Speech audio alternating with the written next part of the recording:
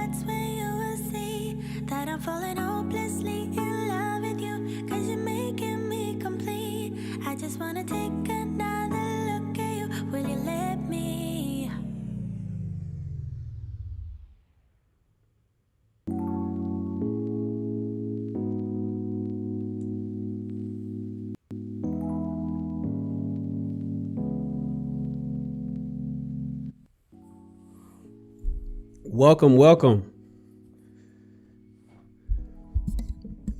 Getting everything set up. Late start today. Super late start. But we are here on the podcast. Thank you for everybody that's tuning in and watching this. This is my third episode of Shut the Fuck Up and Listen. And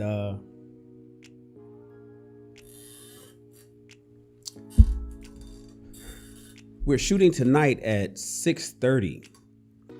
Today was supposed to be shot at 5 o'clock. Normally we shoot at 1. But I was suggested that we should move the time to the evenings because most people are back to work. Well, not most, but a lot of people are back to work during our the pandemic, and the evenings would be better. And then on the East Coast, we're talking about people that's already at home relaxing. So right now 6:30 is 9:30 in New York, Atlanta. But I had to push it from 5 because we were here at the studio doing some other fashion related business, and we couldn't stop that. So I had to postpone everything for an hour and a half. But I did want to discuss this podcast. For those that are on Clubhouse, this is just a simulcasting stream. So if you ran over to YouTube, you can actually see me instead of just hear me. Or you can hang out here at a Clubhouse. That's fine too. But for those that actually want to see this podcast, I'm testing this stuff out, right? So I'm a podcast producer. I'm a film producer. That's what I used to do a long time ago. Now I'm a fashion designer. And I'm also a podcast producer. I produce podcasts for other people, but I have 3 subjects that I do myself. One is this one called Shut the Fuck Up and Listen. Another one is called Raw Wisdom. And the third one is in the making. I'm not going to really talk about that. That's for one of my other fashion brands called Bars Raw. But this particular podcast is called Shut the Fuck Up and Listen. And we talk about different things like relationship and entrepreneurship. And I sometimes toggle back and forth between the two. And if I find that people are more interested in one topic over the other, then I will happily switch over to doing that one full time. And so, but what I figured out is with all this equipment that first of all, I'm a geek. I'm a super tech geek. I love technical stuff. And I got I buy equipment just to buy it, just so I can tinker around with it. And I realized that I could simulcast my podcast from you, because I'm right now I'm live on YouTube, I'm live on Facebook page, my Facebook profile, I'm live on Twitter and over at LinkedIn. And I realized I could pipe this stuff over to Clubhouse. And so that's what I decided to do. And so if you're on Clubhouse, you can just sit back and listen, or you can actually switch over to YouTube. It's my name, Shannon. I'm on the internet everywhere. Shannon Rawls, SHANNON. RAWLS. So if you went to youtube.com/Shannon Rawls and just type my name in the YouTube search, I'd pop up and you'll see what I'm saying. Or if you went to Facebook, maybe you're older like me and you still rock on Facebook and you want to go to Facebook and see, just go to facebook.com/Shannon Rawls and bam, you'll see the live podcast there. And today we are talking about family and friends that don't support what you do. I've been in business since 1999. I started my company June 1st, 1999. So I'm getting ready to knock on what's that? 22 years in business, 21 years in business, solid 22 years in June. And over the years I've had, and I know quite a few people. I'm in a fraternity here in Los Angeles. I mean, well, it's a worldwide fraternity, but I pledged on the West Coast, the best fraternity in the world, Kappa Alpha Psi Fraternity Incorporated, yo to the Nupes. And then, so I know quite a few people. And then I've been in the Army. So, and then, I'm in the Los Angeles scene. Plus, I'm a film producer. So I'm here in LA for that. And when you think about it, oh, thank you, Teresa. Teresa says it's great quality. Appreciate it. What up, Shoot? Yeah, dial in, Shoot. Let's talk. Because now, Shoot, you guys can't see the comments. I could pop them up. But if we get more comments, then I'll show you guys how that works. And my man SB is in the house. What up, Beasley? And my guy Shoot, I met Shuby, and he's gonna jump on the live later on. I met him in 2010, about 11 years ago, maybe 2009 or 2010, at this event that I was doing called Bait and Switch. And then we became really good friends. Shuby was a musician and an artist, and I remember watching him perform at was it Hollywood Live? Shoot, where did I see you perform at, man? Was that at, I'm not sure where I saw. I think it was Hollywood Live. I think I saw him at the Hollywood Live perform, and he had albums to sell. And so I know he has input on this, on people who claim to help but don't, And so being in business over 21 years, going on 22 years, one, I'm a serial entrepreneur. House of Blues. That's right, Shoot. Saw Shuby perform at the House of Blues in Hollywood on Sunset Boulevard. I remember that we went up there to support him. A lot of us went out, and Shuby is one of the guys that he rallies friends around just so we can have fun. He creates entertainment, and so I know he's been dealing with people who won't even buy a single for 99 cents. Or support his album. And I know there's people that's listening, or if you're on Clubhouse, there's people in the audience that has a small business, and you can't understand why your family won't support you. I have family. I can't say that about my mother, my father, and my sister, who is my inner circle, right? My sister, not only does my sister work for me, she's one of my employees. She's my top employee, in fact, at my business. She buys stuff, and she buys full price. My mother purchases stuff that she can't even wear, but she buys it just because she's my mom. And my father drops big dollars every Christmas and just ships my stuff out. So my family, inner family, is supportive, but then there's other family that doesn't, and they know I'm in business. And I've had related family that doesn't support, and I never made sense out of that. I don't understand how people can they'll celebrate me if I get a job, but the moment that right, but even then, they don't always support you.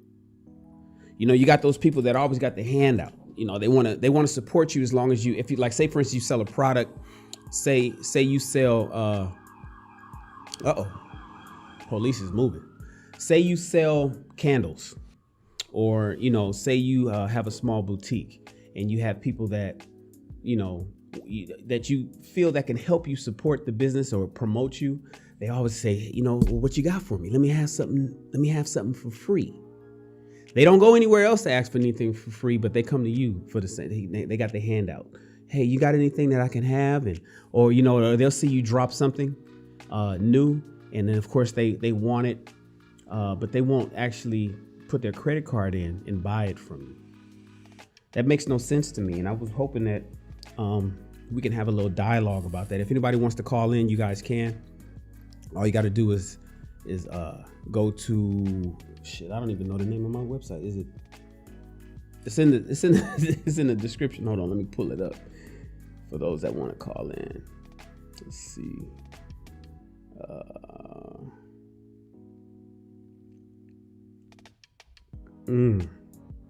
I gotta remember this, man. Is it callers.shannonross.com? Let's see. I don't know. Look in the description on YouTube or the description on Facebook, and you'll see exactly what. No, you know what? I'm gonna pull it up. Give me a second.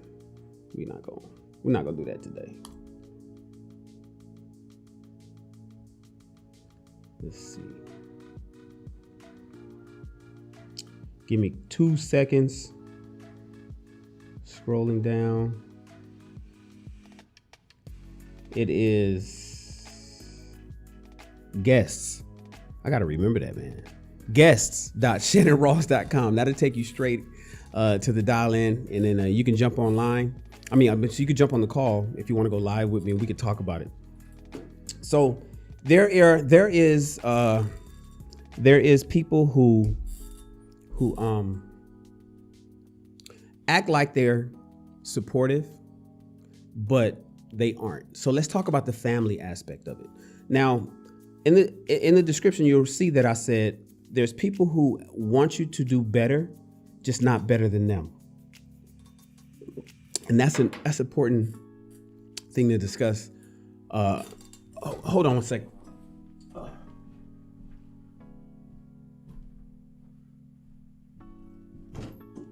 Hey, how are you?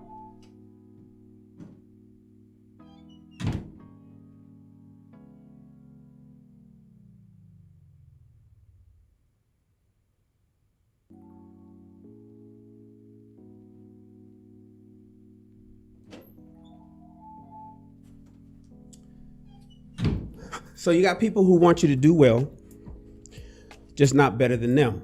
And what do we call that? Crab in the barrel. We got those crabs in the barrel. Where does that come from? Is that part of systemic racism, especially in the Black community? Because I'm speaking specifically from the community I'm from, and and from the lens that I can see. The crab in the barrel spirit. You got those that you say the moment that you mention that and you've seen the meme where you say, hey, you know what? I got a new job, and you get 1,000 likes. But as soon as you tell somebody I'm starting a new business, suddenly you only got 100 likes. You know, you only get 10% of the people supporting you when you start your own business as opposed to getting a job. And it could be because they realize that they gotta support you financially to make sure that business works. And a lot of people don't want to do that. But is it because that you're doing something that they wish that they can do? And so they clap from a distance. Oh man, I appreciate what you working on, what you getting ready to start, or how does that work? How do I sign up so I can get me one of those, whatever it is, one of those widgets that you sell? And then you tell them about it and they don't show up.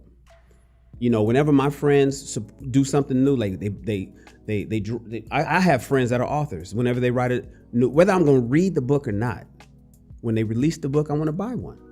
You know, if somebody releases I have a friend that had, my friend Niall, he created a really dope candle brand called Candle Crack. He doesn't really do it much anymore, but man, he made some of the dopest candles and they smell real good. I made sure I purchased those. You know, and me and Niall, we don't even hang out, but the fact that I like to support entrepreneurs, and maybe that comes from the fact of 21 years of people not supporting me, that I thought would, encourages me to help those that can. Plus, why would I want to put money towards a big business when I have, you know, small independent businesses that can do the same thing?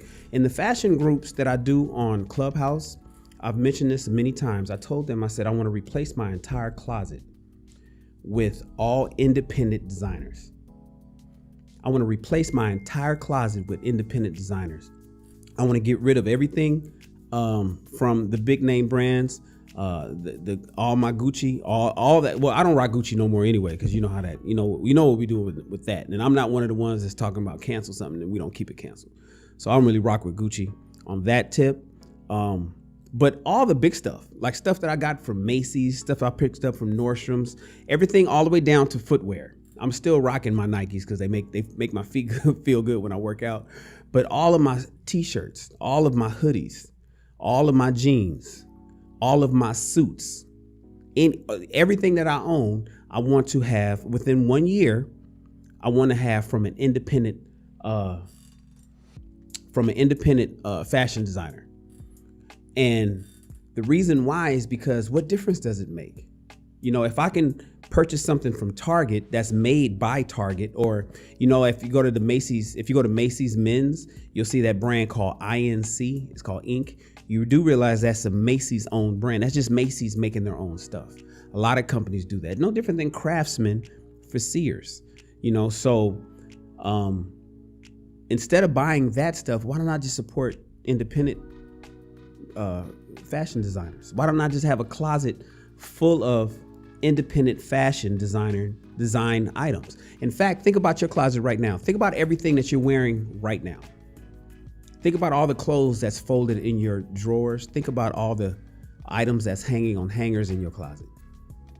Wouldn't it be awesome if everything in there came from somebody that you knew was in fashion and had their own boutique, and that you had the edification to know that you're wearing stuff made by your friends? This particular shirt I'm wearing right now, this Chosen top, is made from a friend of mine that we did a seminar here at my studio about a year ago. He told me his website. I went to his website and I purchased this. The jogger pants I'm wearing are mine. I make these myself. Everything I got on is mine. Even the underwear, it comes from Kevin Hart. I forget the name of his brand. It's called Tommy John. I'm wearing Tommy John underwear. I'm wearing my own jogger pants. I'm wearing my partner's t-shirt, long sleeve t-shirt, and a pair of Nike Air Max.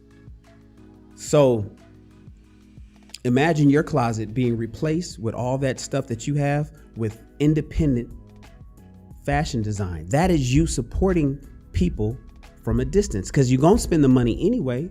Why don't you spend it with the people that you know? And karma doesn't forget an address. When you support people, somehow the things that you want to get done get supported. That's just the way it works. What goes around comes around. And so you have those family members that is probably sitting back, and they probably knew that you were going to be something. I know they did, especially the people in Clubhouse, because Clubhouse is, for those that don't know what Clubhouse is, it's an audio only app. It's only available for iPhones, but it's coming on Android in about 3 weeks. And it's in beta. Beta means that the app is for early adopters, just to work it out, and they're still working the kinks out to make sure it's operating properly. But the people that's on that app are usually alpha type mentalities, and they're usually bosses in their community. So it's full of entrepreneurs. A lot of the people that's in the audience is entrepreneurs to some degree. Of course, a lot of people do have jobs, but that doesn't mean that they're not self-employed or have a business of some sort on the side. And I know those people understand what I'm talking about when it comes to family not supporting them or not being there for them 100%. And let's get past the mother and the father, because mom and dad is usually, by and large, is always going to care. But what about those brothers and those sisters? And then you got those cousins that wish they were doing what you were doing, And then how do you talk? Do you confront them about that? There was a situation. I have a distant family member, I'll say it that way, that she threw a birthday party. Every time she threw a birthday party, she would ask for clothes. In fact, I even threw one of the parties. No, did we throw the party? Or I was gonna throw the party at my loft downtown. I'm not sure if we did or not. This is about 6 years ago. But she always asked for stuff, but never purchased nothing. And what I realized was she was probably jealous of my wife, because I used to be married. And my ex-wife is a good friend of mine. We're still friends. We still rock together. We make money together. We raise our children. And we used to have conversations like, I don't know if I ever told her that, but I used to see that there was certain people that was envious of what she had, because she built a business with me and we had this other stuff going on, and nobody ever supported. A lot of people, not nobody, but a lot of people didn't support, but they did always calling us to have stuff. They always wanted something from us, but wasn't necessarily there to purchase anything from us. And so whenever her birthday came up, she'd always go to our website, look around, take a screenshot, and then text a screenshot of what was in our catalog to the text messages asking, do we have that size? Knowing we had the size because it was right there on the website, and she could have just did the checkout. We could have if they would have did the checkout, we could have gave them a full refund, but they didn't do that. So you got friends and family that don't support you, that wish they were you. You got people who envy you. And what I want you to do is to do not be upset about that. Love on them, be friends with them, but keep them at a distance, because what happens is when you grow bigger, I know quite a few successful people that make quite a bit of money, and the story is the same every time. I never hear a different story. I had to cut those people off. We're associates now. They're not inner circle, because those people always come out with their hand out when things get great. When you start making hundreds of thousands of dollars per month, when you make $100,000 a month, that's only $1.2 million a year. It's not a lot of money. To have a business that grosses $1.2 million a year, is only $100,000 a month. So what if you make $12 million a year? That's $1 million a month. That's pretty decent living for anybody anywhere in America, right? When you get to that level, that's where people start having their hand out and start asking all kind of questions. And you're going to remember those that were there with you from day one. What does Shubi say here? Shubi says, people don't understand that giving stuff for free doesn't help the brand. Unless the owner of the brand decides to offer you something for free to promote the brand, other than that, it's considered a loss. You are taking from people. You're taking from your friends. You're taking from your family. Now I'm speaking to the people in the audience who know somebody. You know somebody who you can help, and you don't. You have that cousin or that friend or that sister or that parent or that child that is in business, and they can use your help, but you circumvent them and go and purchase stuff from somebody else before you purchase from them. I'm speaking to you. I'm speaking to the person who knows that they can support a friend, but instead you're taking from them. You're taking from them, and unless they come to you, like Shubi said, unless they come to you and want to give you something and they offer it to you, then don't go reaching and asking for it. Don't say, hey, can I saw that new, I said, I know a lot of people in fashion. I saw that new dress. I just got to have that. And then you don't ever support. I got friends. I got really, really close friends that I've done business with that's taken from my inventory and has never purchased nothing from me. It's weird. And it's just like, never bought a t-shirt. My t-shirts are $19. I got t-shirts as low as $19, and they got some of them, but they never supported. But they always want me to buy them stuff, So I'm speaking to you. Don't be that person. Don't be the kind of person that is quick to have your hand out and not your wallet out, not your purse out. You keep your purse locked down, but you got your hand out freely. Don't be that type of person. I just wanted to touch on that. I'm getting used to this whole podcast thing. It's different. I got so many different formats. I've done public speaking on stages, at seminars and at conventions. I've done that in the film industry. I speak in Clubhouse all the time. But doing a podcast, speaking to yourself is a new beast, and I'm getting used to that. And so I'm glad that you guys are here with me. I'm going to come probably every day till I break through the ice and get used to this. I'm going to study some of the greats and figure out how to talk. It's weird to talk to a camera. I ordered a monitor. Actually, Amazon Prime delivered it today. I got to go grab that. And then I have a monitor that I'm putting below so I can see myself. And then when guests come on, I can see them as well. Because right now I'm looking at the computer, and I don't want to look over here when I'm talking to somebody. I'd rather look up over there at the computer screen. And so I'm getting used to this whole podcast thing. And it's funny because normally I'm on the other side, just sitting back, switching. If I jump in and I'm helping somebody doing the technical work, I'm just switching the cameras because I normally set up a 4-camera shot. We got the lights and all that kind of stuff going, and it's easy to do that. But to get over here in front of the camera, and even in filmmaking, I'm a film producer. I hire my actors. I hire my actresses. I hire my entire crew. I hire my director. I buy scripts from writers if I didn't write it myself. And putting that together behind the camera is easy. I love it, and it's easy to do. But jumping in front of the camera is not that easy. But it's okay though. I'm gonna work through it. So I appreciate everybody. We'll keep this short. Yeah, we don't have to go long. That's why I did it at 6:30. I figured, we'll just stop it at 7 o'clock. And it looks like we got about 5 minutes. Oh, hey Melinda. Oh, Melinda's a friend of mine. She I don't know. She buys so much stuff from me. I probably have a drawer dedicated to all the clothes that Melinda buys. She buys stuff from me all the time. Hey, Teresa, the crazy thing, what did Teresa say? The crazy thing is family won't support you, but will start their own business in the same field. Now, imagine that. You got family who won't support what you're doing. What they claim they supported it, but then you then sparked an idea in them that they think, oh, wow, they watching you do it, watch you put the whole thing together, slaving, working late nights, putting your whole thing, creating your brand, you launch your brand, you spending your money. They don't buy from you. Instead, they want to do the same thing you're doing on the side. Then get this. Then they want to pick your brain. Then they always ask you for advice. They want to know how you did a certain thing.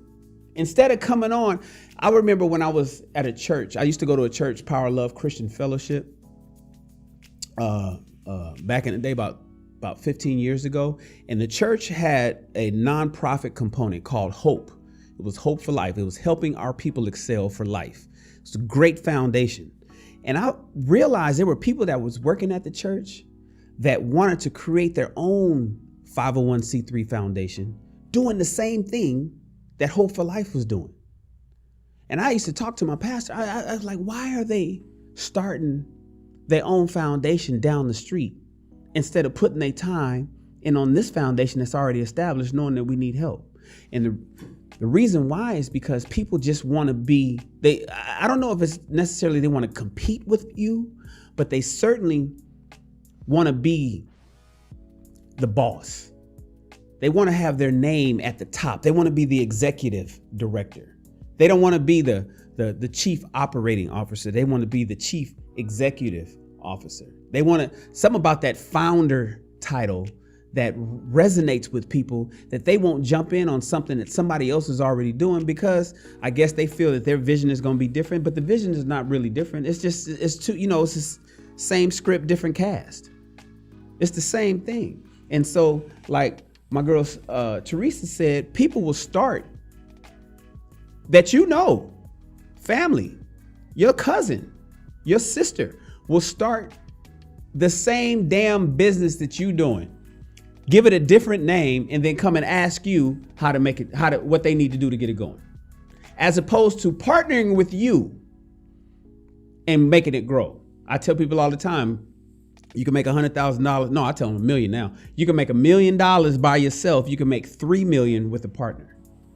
You can make $1 million by yourself, or you can make $3 million if you partner up with somebody. But a lot of people don't understand that. So a lot of people would rather try to make $1 million by themselves, being fragmented, doing the same thing, ultimately competing against each other, and then you end up not winning anyway. Then you don't even make the $1 million. So don't copy your family. Thank you, Teresa, for that. Don't copy your friends doing what they're doing. Instead, support what they're doing. Come in and see how you can help. Be an early adopter, as they say. You don't have to be the founder. You don't have to be the creator, but be an early adopter in something that somebody else has already started, as opposed to being a competitor. There's strength in numbers. Hey, Shanti. What Shanti say? Shanti says a lot of people are afraid to partner with others out of the fear their ideas would be stolen. Yeah, that's true. That's true. But we're talking about the people that launch. Like Shanti is a friend of mine. She's in the ATL, and me and Shanti partners up with a lot of things. I've known Shanti. Shanti, I met you in 1996, so I've known Shanti for about 27 years. Shanti is an entrepreneur, a successful entrepreneur out of Atlanta. And she has a journal, that I have at when she dropped her journal, I bought one. It was just like, yo, my girl, I don't write journals. I don't write it's still brand new, but I'm going to support Shanti and whatever she did. This is last year, I think she did this. Or maybe the year before. I'm not sure when. But when she dropped it, I was like, I got to buy one. That's my girl. I'm a supporter. Shanti, she buys my clothes all the time. She's always buying. She rocks. I used to sell leggings. She got a whole closet full of leggings. But Shanti, we're talking about the people that already launched the brand. We're talking about people that's already started their thing. And then, so what they're doing is already out there. It's not even so much a secret. And then you got that one cousin or friend or homegirl or so-called best friend that suddenly wants to do the same thing that you're doing.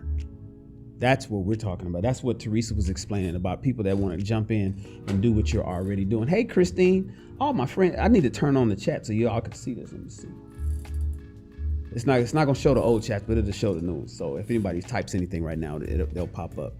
So yeah, you got those that won't help you and they'll just act like they want to help you. They act like they're your friends and they act like they're your supporters, but they won't spend one penny with you. Then you got haters, and we're not even talking about haters. We're not going to talk about the people that's a whole nother show. People that will throw a monkey wrench in your operation, that will set you up for failure. You got those too. That's the haters. Those are the people who are trying to sabotage what you got going on and not do what they can do. I mean, actively try to hurt you, right? Then you got those that want to copy what you're doing. So I don't know, you guys. If you're that type of person, shame on you. In fact, fuck you. I just want to keep it 100. You can't. I don't like people that actively try to sabotage people that's trying to do something, and get out of the rat race or become an entrepreneur or do what's necessary to create their own financial freedom, and then you come in and you actively holding back information or you actively gatekeeping something that will be able to help them. I don't like those kind of people. Yeah, fuck you especially. Then you got the people who just don't support. I'm not saying fuck you to you, but what's going on, man? Come on. You're not going to help your family. You're not going to help your friends. That's not cool. And then you got those that just sit idly by, just mad. And then next thing you know, they want to copy what somebody's doing. If you're a copycat out there, create your own original ideas. It's okay. There's nothing new under the sun. We get it. You can be inspired, but don't copy. Don't do that. So I think that's about it. We're about to wrap this up. I got to figure out how to look at these comments and then also look at the screen. Maybe I don't have to look at the screen so much unless I have a guest. Maybe I can concentrate more on the computer because I can bring up different things. So I can share the screen. I can do. I mean, this is a cool. The whole setup is dope. And see how the lighting has changed since the time I started the video. That's why I don't like shooting at night. Now I can control the lighting, but I'm not sure if I do shoot at night. I'm gonna close my door and then do a different lighting setup because the lights changed in the last 30 minutes. But when I shoot in the daytime at 1 o'clock, the light is constant. So we got to figure that out. So that's why I'm saying I'm working all these things out. As I do more and more episodes of this podcast, I'm gonna iron out the kinks. I'm gonna be more comfortable speaking. I'm gonna be more comfortable with my mannerisms. I'm gonna have my thoughts together. I'm doing this with no notes. Everybody that does a podcast have notes, right? I learned that early on. You got to have notes laid out. You got to have your topics pointed out. You got to figure out what you're going to discuss. I'm so unprepared, right? And my girl Soya, she has a podcast. She had a successful podcast on the radio years ago, back in 2014. And I'm gonna help her bring hers back. If I was advising her, I'd be like, what are you doing going live without notes? But I'm one of those guys. I'm one of those guys that like, don't do as I do, just do as I say. I can help you sing, but I don't sing myself. I'm one of those kind of guys. So right now I have no notes. I didn't prepare this. I didn't want to go any later. I'll promise that this will be a much better show in the future. I'll have my notes together. I got the computer here. I got the iPad here. I got the notepad here. I'll have it all laid out. I'll have my topics pointed out. And then this will flow a lot smoother. I appreciate everybody that's on right now. I can't even see how many people are on. It's aggregated from Facebook to YouTube and Facebook. I got like two spots at Facebook, Twitter, LinkedIn, and YouTube. But I can't even tell how many people are online right now because the system is not telling me how many people are on. I don't know why that's not working. I'll figure that out. And then Clubhouse, my phone is on the other side of the room, so I don't even know if anybody's in the club. It may be one person. It may just be me. If I do have people in Clubhouse, I appreciate you guys. Thank you so much for supporting me. And then what I want everybody to do is to subscribe to the channel. You know, that what do they call it? That's the digital, the social digital currency. You know, everybody has unlimited follows. You got a bank account full of follows, man. You are a follow millionaire. You could spin that out. You could just give it out freely, and all you got to do is hit the subscribe button at my YouTube page. That'd be great, or a subscribe button over at my Facebook page. I will appreciate you for that. That makes me feel better. You know, it's encouragement. That's what I mean. You know, this is all about friends and family who don't support what you do, right? If I got some friends, follow your boy at YouTube. You ain't got to follow me at Facebook. You ain't got to follow me on Clubhouse. You can if you'd like. I prefer it. You know, that's almost that's like telling other people that I'm worth listening to. But certainly follow me on YouTube. I'm trying to get that up. I think I'm at like 250 followers or something like that. So I want to get that up. And then I'm gonna be here every day this week for sure. So I'm gonna do it again tomorrow. Tomorrow I'm talking about I got more relationship topics than I got entrepreneur stuff. You know why? Because I talk about entrepreneur stuff so much on Clubhouse that I feel like I'm being redundant when I come to a different platform and say the same thing. It's like, damn, I just said that, but I realize it's a different audience. And so I remember talking to one of my instructors, and he was like, do you realize that I teach this class year after year, but I have to realize that it's a new set of students every time. You know, high school is graduating new human beings every year that need to hear the same information that I gave people last year. And I got to get used to that because I have two mentees right now. I've mentored a lot of people, and I realize, when you're a mentor and you helping out people in business, you generally tailor what you're teaching them based on their personality. So some people some people know information that another mentee may not know. When I'm speaking in public forums, I usually give blanketed information. It's kind of like it's like a canned answer because the people in the audience aren't usually the same people that was in the audience before.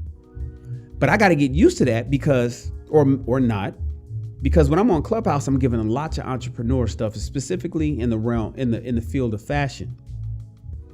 And so to come here, like the things that I'm saying here, I even feel weird. I even feel weird repeating some of the things that I'm saying here now, because I know I've said it on Clubhouse, but I realize that the YouTube crowd is not going to be the same people at Clubhouse. So I got to get used to that. So thank you for your patience. But when it comes to relationship stuff, I don't talk about that much. I'm part of a band of brothers called Ask a Black Man Anything. And we do rooms every week. Those are some really cool brothers that I do that with. But that's kind of like popcorn style. You know, people come up and ask questions and we just give them answers from a black man's perspective. It's usually relationship driven, but it could be anything. You know, we even get young black men that comes up and asks us advice about, their pathway to becoming better men or, becoming better leaders in their community and whatnot. But when it comes to relationship stuff, boy, I got a whole lot in my head about that. I haven't really released that stuff. And so I don't know. I made for every one entrepreneur talk that I do like this one, I may end up doing 2 or 3 relationship talks. I want to talk about marriage. I even got some highlights here, man. Let me tell you what some highlights are. You guys tell me in the comments which one, I got this. This is the business one. Who went to college to become a millionaire and became a millionaire? How many people went to college and became a millionaire? And so that's a topic I want to talk about when it comes to how important is college these days and were we hoodwinked and how necessary was it for you as an entrepreneur? Because in America only 70% of entrepreneurs didn't actually go to college, right? Now, I didn't say successful entrepreneurs. I'm just saying entrepreneurs across the board, 70% did not necessarily go to college. why do haters hate? And I also got in here, what's the upside of marriage?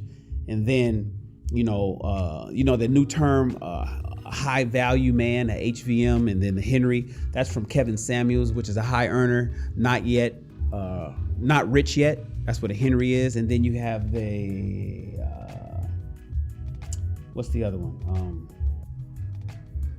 The hit squad, Henry in training. So there's levels. Kevin has levels to it. So the hit squad is Henry's in training.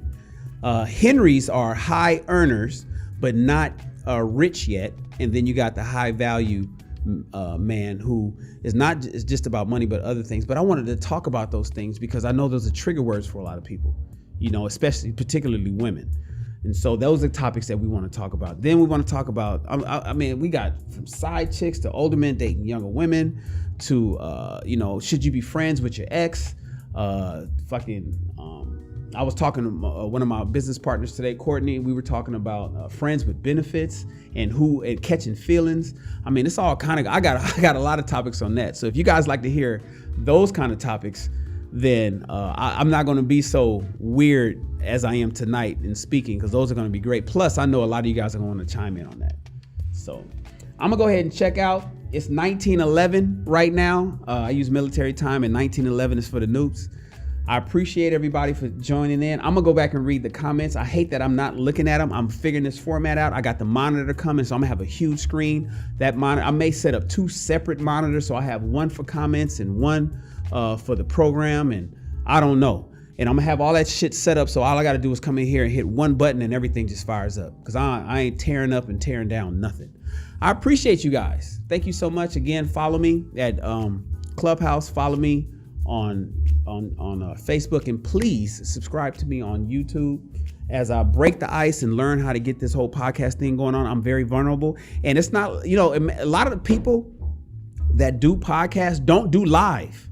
Like, this is live right now and shit. Like, if you look at your watch, if you look at your iPhone right now, it says, if you're on the West Coast, it says 7:11. That's what time it is. When most people do podcasts, they pre-record it and then they can edit out their mistakes. They can where they fuck up, or they double talk, or they say something wrong. They can edit that out. I wanted to do live because this is harder. This is extremely hard, knowing that you guys are actually listening to me right now, and whatever I say, I can't cut that out. I can't, I like to do things the more difficult way, because it makes the easy way that much easier for me in the future. So, I figured I'd go live. I don't want to just record it and then edit it in Final Cut Pro and make it look all super pretty for everybody. I don't want to do it that way. So thank you guys for your patience. I appreciate you. And we out the pod.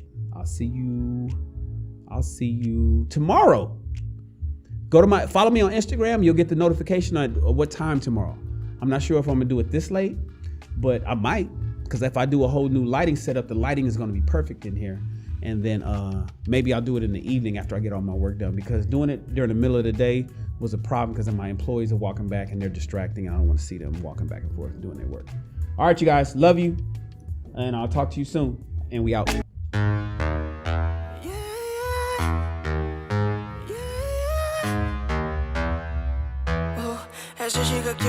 Esa chica quiere selfie, ella quiere ver. Pa' que el jefe se dé cuenta que aquí perdió esa mujer. Lo que quiere es enloquecer, ser la mujer que él quería ver. Esa chica quiere selfie, que yo parezca en él. Como que ella quiere disfruta la noche, lo anormal. Que el novio teme que su relación va a terminar. Se da cuenta que no necesita a alguien más. Quiere un selfie para su Instagram. Ella ya no quiere